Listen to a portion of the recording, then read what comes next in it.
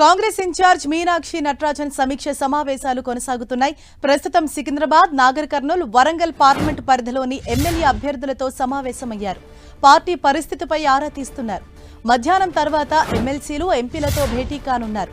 ఇక సాయంత్రం corporation చైర్మన్లతో Meenakshi Natarajan review చేయనున్నారు.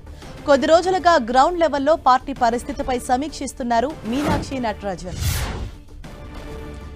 ఇదే విషయంపై మరింత సమాచారం మా ప్రతినిధి ప్రతాప్ మనకు అందిస్తారు. ప్రతాప్, హరీష, పార్టీలో నెలకొన్న పరిస్థితులను అన్నింటినీ అంచనా వేసేందుకు కూడా పార్టీ అధిష్టానం మేరకు సూచనల మేరకు ఇన్ఛార్జ్ మీనాక్షి నటరాజన్ గత 3-4 రోజుల నుంచి వరుసగా సమీక్ష సమావేశాలు నిర్వహిస్తున్నారు. అందులో భాగంగానే వరుసగా మొదటగా చూసినట్లయితే గనక ప్రతి పార్లమెంట్ సెగ్మెంట్ పరిధిలో అసెంబ్లీ ఎన్నికల్లో పోటీ చేసిన అభ్యర్థులు ఎవరైతే ఉంటారో వారితోటి సమీక్ష సమావేశాలు అయితే నిర్వహిస్తున్నారు. ఇప్పటి వరకు మొత్తం 14 పార్లమెంట్ నియోజకవర్గాల పరిధిలోని అసెంబ్లీ సెగ్మెంట్ల పరిధిలోని ఎమ్మెల్యే అభ్యర్థులు అందరితోటి సమీక్ష చేయడం జరిగింది. మిగతా 3 పార్లమెంట్ సంబంధించి కూడా కొనసాగుతుంది. ఆ 3 సంబంధించి కూడా పార్లమెంట్ సంబంధించి చూసినట్టయితే సికింద్రాబాద్, నాగర్ కర్నూల్, వరంగల్ 3 పార్లమెంట్లకు సంబంధించిన అభ్యర్థులు వరుసగా 1 by 1 వస్తా ఉన్నారు. వారితో కూడా సమీక్ష సమావేశం కొనసాగుతుంది. వారు కూడా చెప్పిన దాని ఏవైతే అంశాలు ఉంటున్నాయో, ముఖ్యంగా పార్టీకి సంబంధించిన కమిటీలు, కొత్త కమిటీలు, జనరల్ సెక్రటరీలు కానీ, వైస్ ప్రెసిడెంట్లు కానీ వారి ఇంకా కొన్ని వేయాల్సి ఉంది. కేవలం ఒక 5 కమిటీలు మాత్రమే వేయడం జరిగింది. ఒక పిఎస్సి, అదేవిధంగా అడ్వైజరీ కమిటీ, సంవిధాన్ కమిటీ, క్రమశిక్షణ కమిటీ, ఇట్లా కొన్ని కమిటీలను మాత్రమే